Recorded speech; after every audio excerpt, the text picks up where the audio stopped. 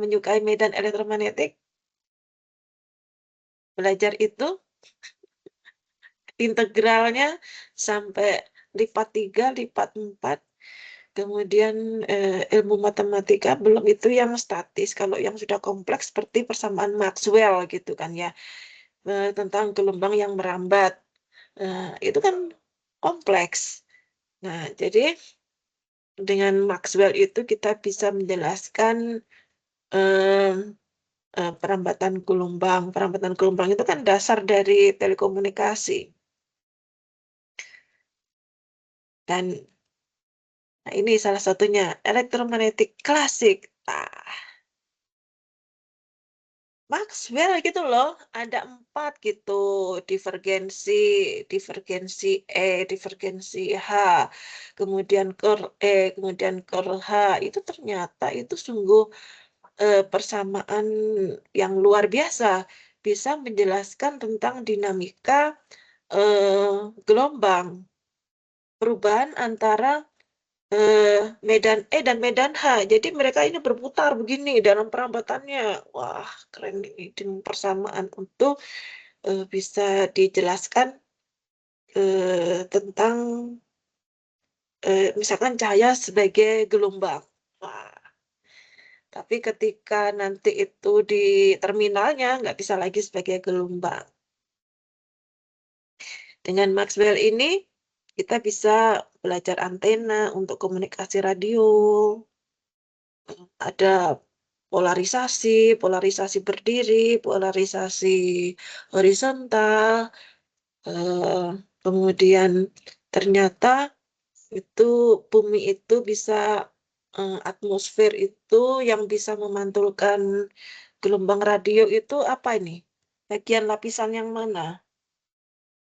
Masih ingat nggak?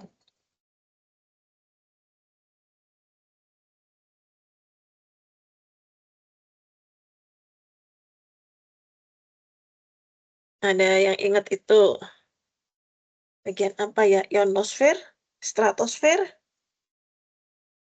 yang bisa memantulkan kembali gelombang radio ke bumi. Jadi ada lapisan itu. Nah, masih ingat nggak apa sih Mbak? Mbak Asana Putri, Wongnya nggak ada. Lapisan apa Mbak yang bisa memantulkan itu Mbak? Masih ingat nggak? Lapis Ionosfer ya, Bu? ionosfer ya. Ya. Jadi ionosfer itulah yang memantulkan kembali gelombang radio.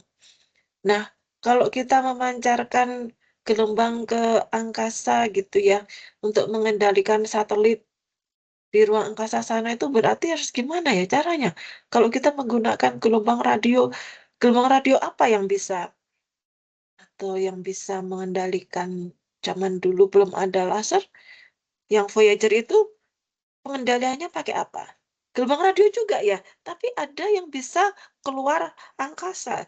Jadi pada frekuensi berapa yang dipantulkan dan ada frekuensi yang diteruskan gitu ya.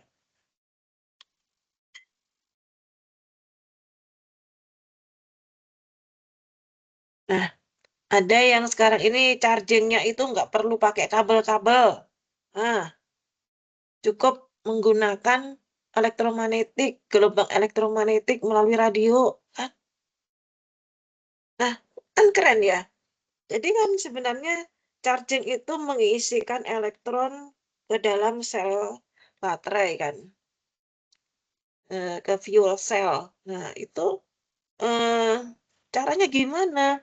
Sebenarnya kan ketika di udara ini mana ada yang tidak ada sinyal radio, semuanya itu wires LAN itu me- mengandung mengandung gelombang elektromagnetik dengan frekuensi tertentu itu kan energi juga sebenarnya. Nah, bagaimana kita itu bisa me, memanfaatkan gelombang radio yang ada di alam ini itu menjadi energi dan itu sebagian itu sudah terrealisir, ya, itu baru charging.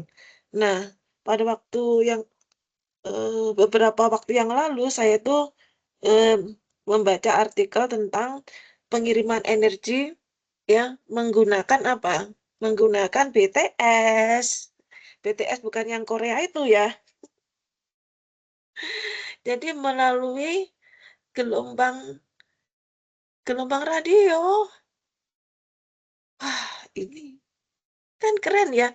Jadi PLN udah nggak perlu lagi, eee, bikin, apa nih, yang tower yang tinggi-tinggi begitu ya. Jadi cukup satu bisa ke arah mana saja, bisa eee, beam-nya bisa diarahkan, kan keren gitu ya. Kita bisa menangkap, gelombangnya dan gelombang bisa jadi energi, tuh kan.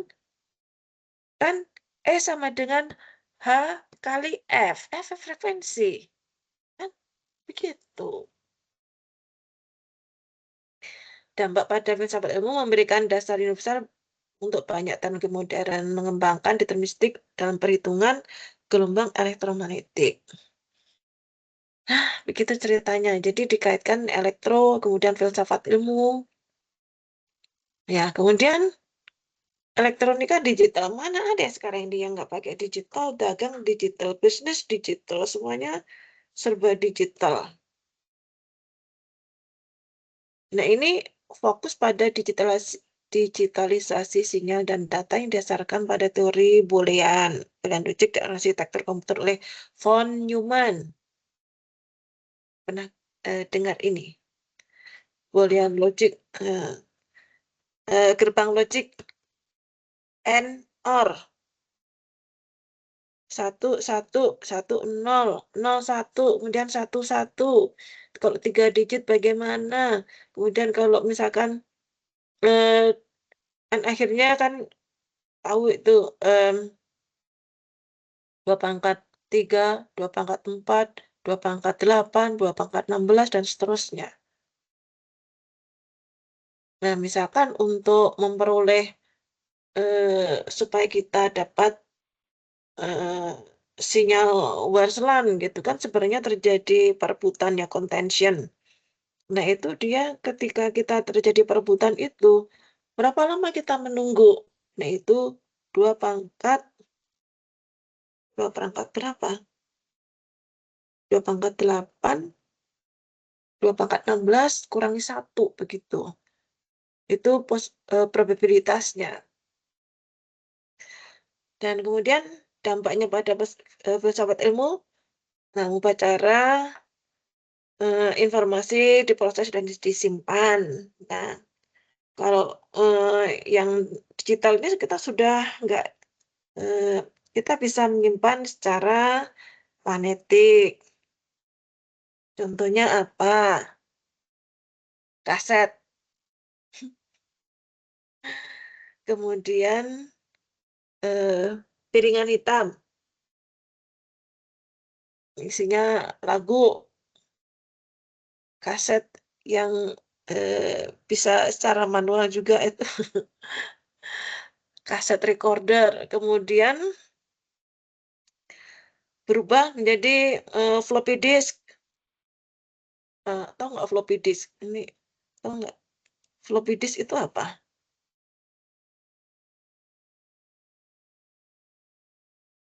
Disket. Tahu nggak disket? Nggak tahu ya. Anak Gen Z nggak tahu disket ya? Disket tahu nggak? Itu ada disket yang besar, begitu. Jadi kalau kita itu pergi ke rental komputer, itu bawa CD yang isinya, bukan, iya, bukan compact disk, floppy disk yang isinya untuk menginstal DOS. Nah, DOS-nya dulu, terus kemudian baru itu jalan, kemudian apanya dulu programnya. Nah, kemudian jalan, baru kemudian kita bisa bekerja. Itu kalau cacat, misalkan floppy disknya cacat atau hardware-nya cacat, itu bisa menggores dan data kita hilang. Gitu, itu yang, floppy disk yang besar. Kemudian ada yang kompak kecil gitu ya. Nah, kemudian itu, selesai, terus muncul USB. Nah, eh, USB itu apa? Sebelum USB itu, piringan CD. CD compact disc, lagu-lagu gitu ya, disimpan dalam compact disc menggunakan optik, tidak lagi menggunakan magnetik, menggunakan optik. Dulu itu hanya tempat tertentu saja, kita beli itu sudah di-burning ya oleh, pabriknya, kemudian muncul ada DVD. DVD singkatan apa ya?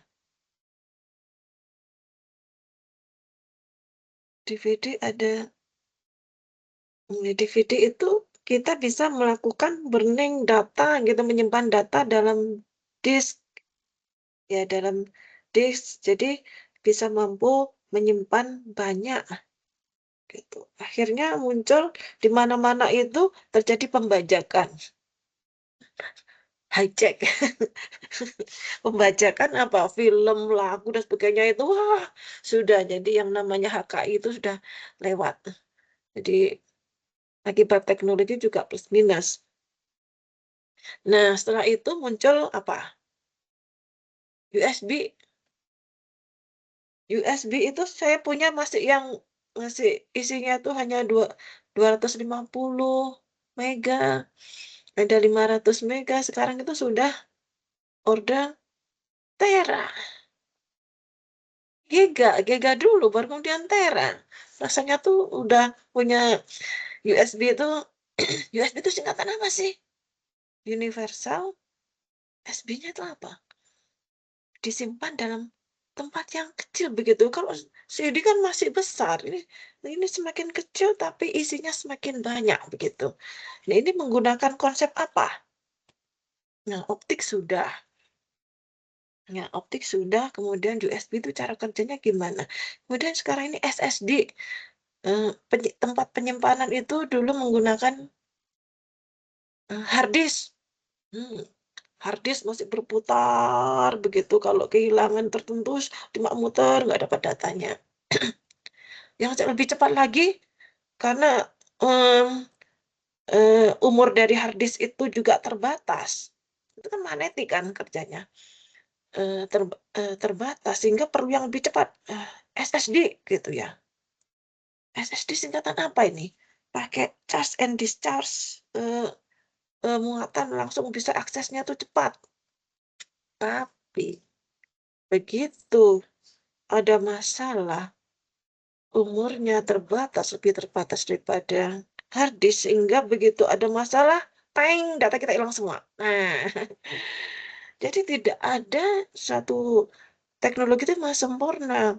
Nah, kalau kita sini kan pakai muter-muter gitu kan, ya kita bisa mendengarkan lah dia ada mekaniknya, ada motornya gitu.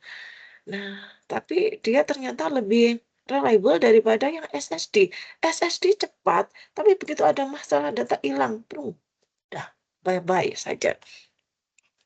Jadi jangan sampai punya hard disk dalam bentuk SSD.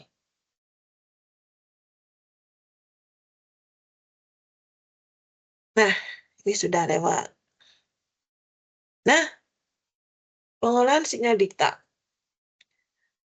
Nah, dengan adanya eh, permintaan sinyal digital, bandwidth-nya semakin, bitrate-nya semakin tinggi dan tinggi. Kemudian diluatkan tidak hanya di kawat, tapi juga di udara, yang mana banyak terjadi gangguan. Sehingga pada sisi penerima itu sulit untuk mendapatkan sinyal dengan kondisi yang bagus. Sehingga, nah ini menganalisis modifikasi analog dan digital. Sehingga untuk mendapatkan kembali sinyalnya itu dilakukan pengolahan sinyal. Sinyal radar misalkan ya. Di-scanning, kemudian bagaimana hasil dari eh, scanning sinyal ini balikannya. Nah, ini perlu adanya pengolahan sinyal lebih lanjut. Dengan adanya pengolahan sinyal ini, semula komponen optik itu yang mahal itu dan sulit melakukan instalasinya, dengan adanya pengolahan sinyal itu menyebabkan sinyal yang rusak pun kita bisa generate gitu ya, seperti sinyal awalnya. Nah, ini sangat berguna sekali. Jadi, pengolahan sinyal itu adalah sesuatu yang harus, ya, apalagi dengan menggunakan filter-filter digital ini memudahkan, eee, mendapatkan, atau menghilangkan noise atau gangguan yang merasuk di dalam sinyal yang dikirimkan. Ada pertanyaan nih?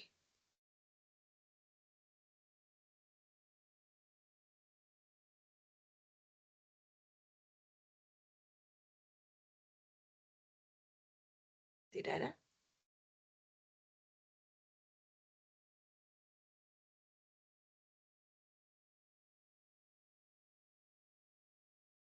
Paradigma sistem energi listrik. Fokus pada desain, operasi, dan manajemen sistem energi berbasis listrik jaringan listrik. Nah, listrik ini ada yang konvensional yang dibangkitkan dari suatu pembangkit listrik yang disuplai oleh pihak tertentu dan kemudian juga itu yang dikatakan sebagai konvensional dan kemudian ada yang berdasarkan energi yang terbarukan. Energi terbarukan itu banyak bisa di-generate ya tanpa eh, ini.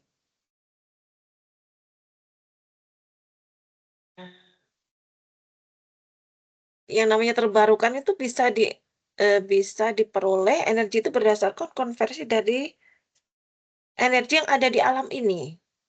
Seperti energi bayu, energi apalagi matahari, kemudian air, gelombang. Nah, ini itu bisa kita ubah menjadi energi yang kita butuhkan. Kemudian digabungkan dengan energi yang konvensional, maka nah ini ada bentuknya grid. Kalau smart grid ini berarti kan sudah apa nih, melakukan kombinasi antara sumber listrik, energi listrik yang konvensional dengan gridnya itu dengan energi yang terbarukan. Sudah tidak bisa ditolak lagi gitu ya. Di conference dunia yang COP92 itu kita juga mendapatkan donasi untuk membangkitkan energi berbasis gas ini renewable energy. Nah, dari apa saja yang bisa kita bangkitkan energi ini ya? Kalau yang black energy kan banyak gitu ya. Kalau misalkan yang baru misalkan di jalan itu di bagian badan jalannya ditambahkan dengan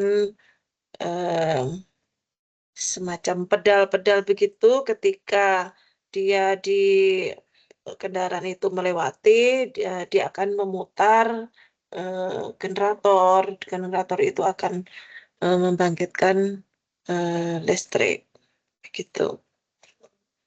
Sangat menarik. Dan kita memang eranya seperti ini, eranya sudah harus energi yang terbarukan. Nah, ini juga sudah tren gitu ya. Komunikasi tanpa kabel, pengembangan teknologi 5G, 6G, komunikasi satelit gitu, IoT. Nah, ini sudah berada di sini nih. Kita itu berada di sini komunikasi nirkabel. Nah, ini ada jokes. Wah, gitu misalkan ada penggalian situs begitu. Ternyata gitu, ternyata ditemukan eh, kabel bentangan, kabel optik gitu misalkan. Wah, berarti nenek moyangnya dulu itu sudah menggunakan optik ya, pada zaman dahulu. Wah, sudah modern nih. Orang Indian itu orang Indian menggunakan asap sebagai komunikasi antar kelompok gitu ya. Yang satunya di gunung, yang satunya di balik gunung yang lain, dan kemudian menggunakan asap itu, kepulan asap sebagai dia mengirimkan informasi. Dan itu komunikasi optik. Kemudian pada zaman Perang Dunia Kedua, komunikasi antar kapal eh, antar kapal laut gitu yang menggunakan komunikasi optik dengan sandi Morse. Kemudian eh, komunikasi zaman kapal yang tenggelam itu apa? Titanic. Itu kan sudah menggunakan apa waktu itu komunikasinya? Titanic komunikasinya menggunakan apa? Morse bukan Bu? Ya, radio kan ya. Menggunakan radio, kodenya Morse. Kan waktu itu belum ada modulasi begitu kan ya, menggunakan Morse. Kemudian apalagi ya? Nah, itu zaman itu mereka sudah menemukan. Ya, kemudian kalau misalkan eh, telegram ya gitu kan sudah eh, telegram kan juga menggunakan kode Morse, sudah menanam kabel laut antara Amerika dan Eropa. Oh, mereka sangat maju. Nah, di Indonesia gimana? Ada situsnya ditemukan apa? Situs-situs bersejarah tentang komunikasi. Ketika digali gitu ya, wah, kita tidak menemukan kabel tembaga, tidak menemukan komunikasi optik gitu ya. Terus kita alasannya apa nih? Nggak mau ini kalah gengsi. Menggunakan apa nih jokesnya? Menggunakan apa nih? Tele apa? Telepati. Wireless kan? Mengirimkan benda dari material menjadi dematerial, dimasukkan ke receivernya jadi material. Kita sudah menerapkan itu zamannya nenek moyang. Sampai sekarang pun demikian. Ya, keren kan ya? Tapi kenapa sih kalau misalkan santet itu kok santet? Kita nggak bisa mencantet Israel gitu misalkan.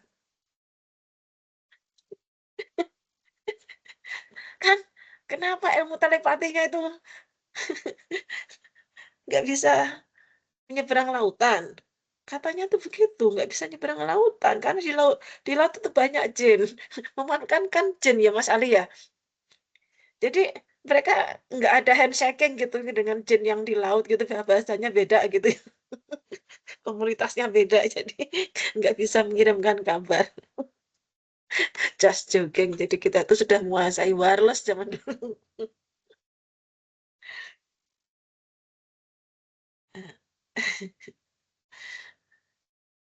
Nah, dampaknya ini eh, buka pertanyaan epistemologis tentang keandalan, batas transmisi dan sebagainya ini ya. Kemudian apa lagi nih? IoT, ada IoT nih. Mengacu pada koneksi perangkat elektronik melalui internet untuk memungkinkan komunikasi dan otomatisasi. Nah, contohnya kita sudah ada di sinilah, dan mengapa eh ini ada satu lagi nih, Internet of Things, kemudian otomasi, kendali otomasi, ya, kemudian ada AI, Nah, sebenarnya, eee, warna dari, eee, program S3 Teknik Elektro itu ya karena paradigma-paradigma ini yang kita tangkap. IoT, ada AI menjadi AIoT, kemudian ada wireless, ada bio apa nih, eee, sensor-sensor begitu. Nah, itu paradigma-paradigma yang kita tangkap untuk, eee, sebagai warna yang lain dibandingkan dengan teknik elektro di, eee, universitas lain. Jadi kita menangkapnya berdasarkan paradigma itu. Inovasi kita sudah, bahas kemarin lah ini. Nah, ada pertanyaan?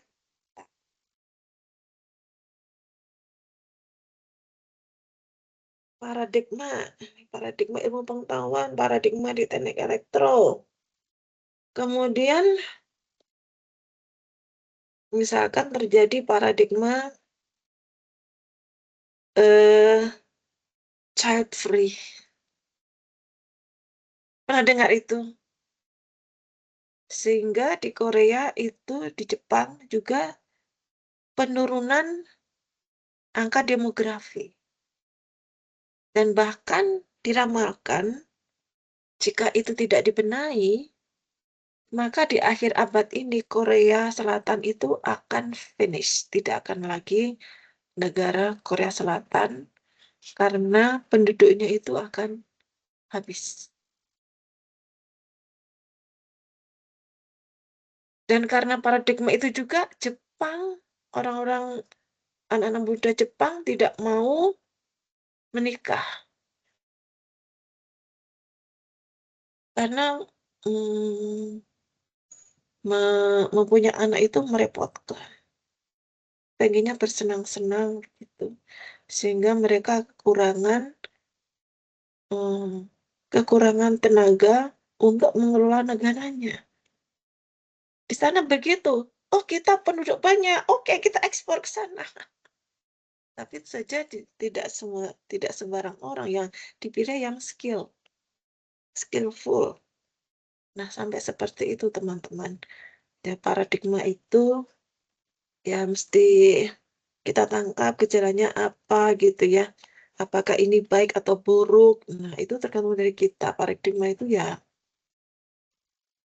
banyak hal mengapa, eee, orang tidak mau menikah di Korea karena tekanan kehidupan yang sangat tinggi. Terus bagaimana mereka cara memandang kehidupan ini. Indonesia ini GDP-nya rendah tapi orang kok bahagia ya, ketawa ke TV gitu kan ya. Mereka akan kagum terhadap kita karena kita mempunyai paradigma ya karena ya mungkin agama agama kita itu mendidik kita itu demikian. Jadi kita tidak menyelesaikan masalah kita sendiri, tapi kita minta bantuan kepada Yang Maha Pemberi Hidup. Kan mereka tidak, mempunyai agama di Korea Selatan itu. Mengapa orang terkenal, ganteng, cantik kok bunuh diri? Waduh kaya raya gitu, kenapa mereka bunuh diri? Nah itu karena kosong ini. Jadi filsafat hidupnya itu payah mereka di sana. Kita ini meskipun, seperti ini masih bahagia saja gitu ya. Bahagia itu ada di mana, tergantung dari kita ya. Nah kita juga alhamdulillah ya, jadi, para pendiri bangsa ini telah me me apa nih, memberikan ilmu kepada kita bahwa itu ketuhanan Yang Maha Esa gitu ya. Kita toleransinya tinggi. Nah itu sudah menjadi, mmm anugerah yang tak terkira gitu ya. Kalau misalkan yang, dan kita meskipun HI seperti ini, kita adalah keturunan para pendekar. Pendekar, pendek tapi kekar. Gitu ya. Pejuang, maksudnya tuh pejuang. Kita berani perang gitu kan, berani mempertahankan, negeri ini. itu kan pasti punya filosofi-filosofi hidup gitu ya, menghadapi tentara sekutu gitu yang 10 November gitu, yang baru lalu dengan persenjataan lengkap, jenderal bintang, Perang Dunia Kedua matinya di sini, Jenderal Malabi. Jenderal Malabi itu pahlawan di Perang Dunia Kedua.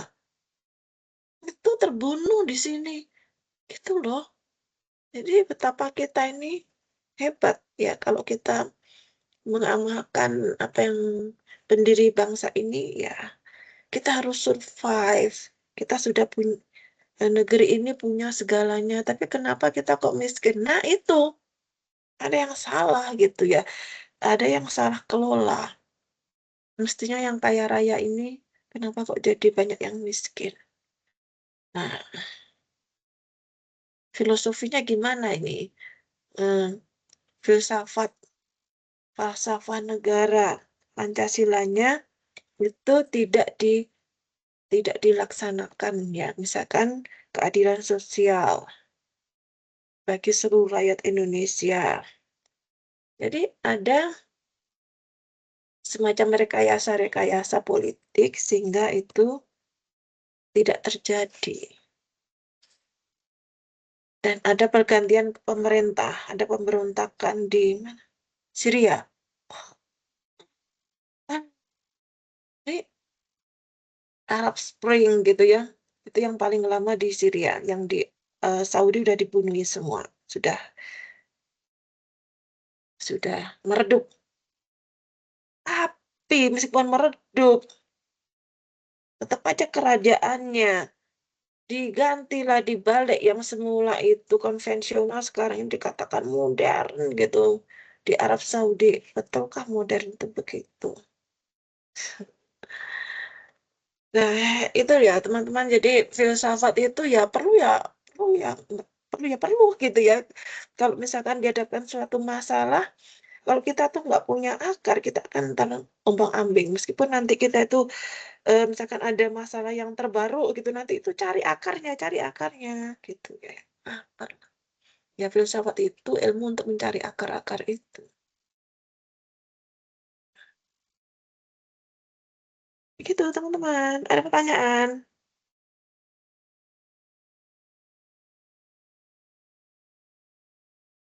Kalau tidak ada, ini adalah kuliah terakhir. Tinggal tugas-tugas. Dan untuk UASnya itu nanti ya take home test biasa, take home test. Dan sebenarnya minggu depan itu saya ingin membicarakan untuk publikasi kan. Ini bukan publikasi, ini SPB ya. Sorry. Jadi harus ada tugas membaca ini. Pikiranku ini SPB ini. Orangnya sama sih. Maaf salah kamar.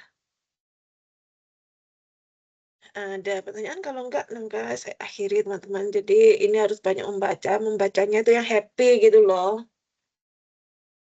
Baca ada buku gitu ya. Eh, Sekarang ini Indonesia ini kan nggak ada pelajaran sejarah, Mas. Anak SD itu nggak ada pelajaran sejarah, teman-teman. Jadi kita tuh bisa tercerabut dari akarnya.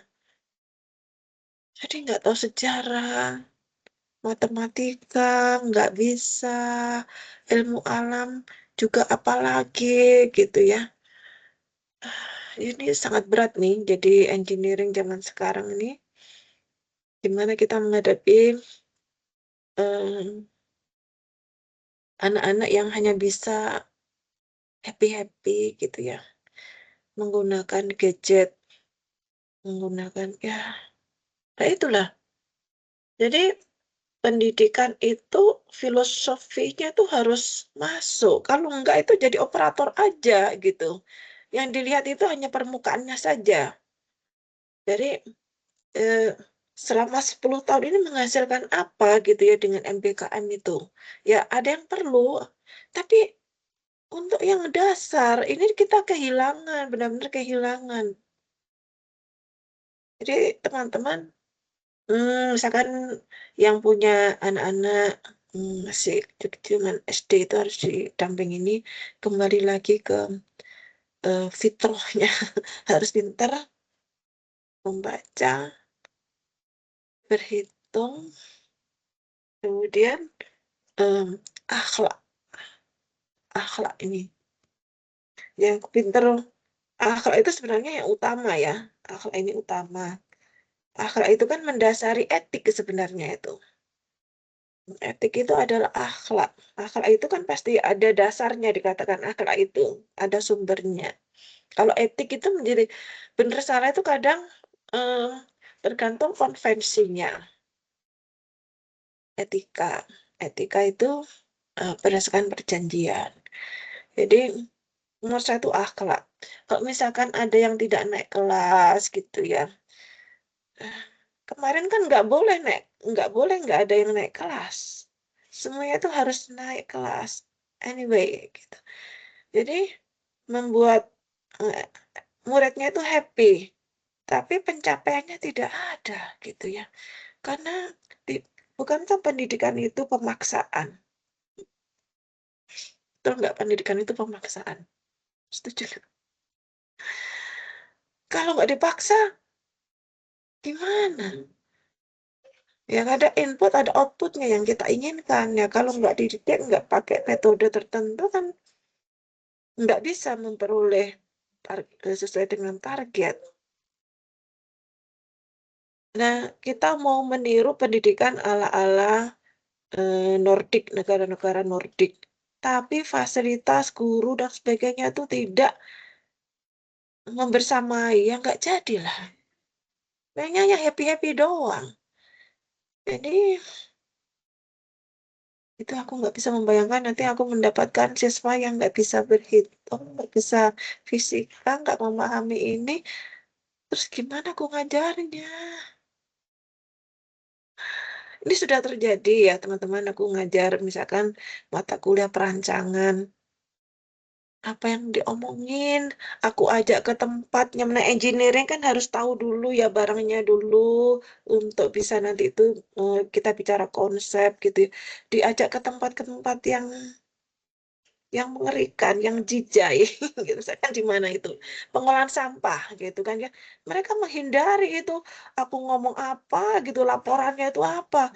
Jadi gak nyambung antara, presentasi, masalah itu gak nyambung teman-teman.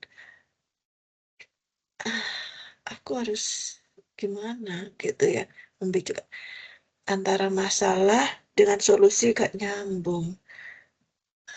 Itulah. Ya mudah-mudahan ini masih dalam generasi yang dulu itu, eee, tinggal membentuknya ini supaya rantai pola pikir kan pendidikan itu kan pola pikir ya, pola pikirnya terbentuk dan, mmm, nilai itu hanya sekedar kayak tempelan, yang ya label ya, dilabelkan. Tapi sebenarnya pendidikan adalah pola pikir. Kalau sampai pendidikan itu tuh nggak sampai mengubah pola pikir, gagal.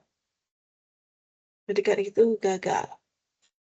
Jadi ini juga pola pikir diubah nih yang kemarin itu misalkan level master, nah sekarang itu kreator.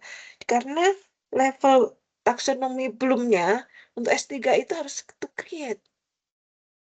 Ada ciri-cirinya bagaimana, kreator itu menciptakan.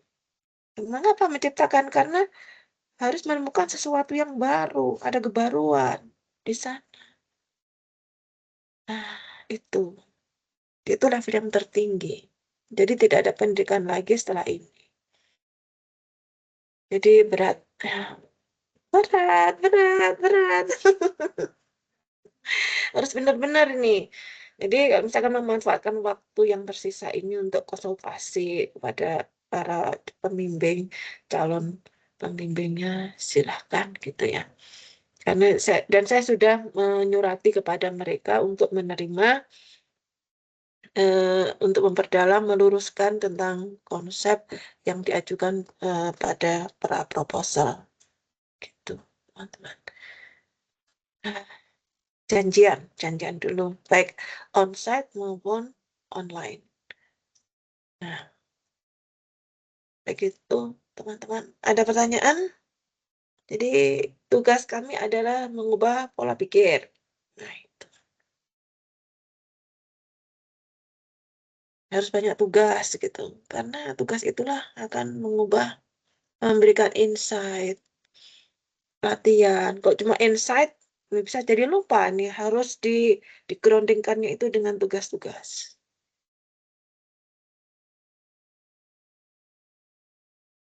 Ada pertanyaan, teman-teman?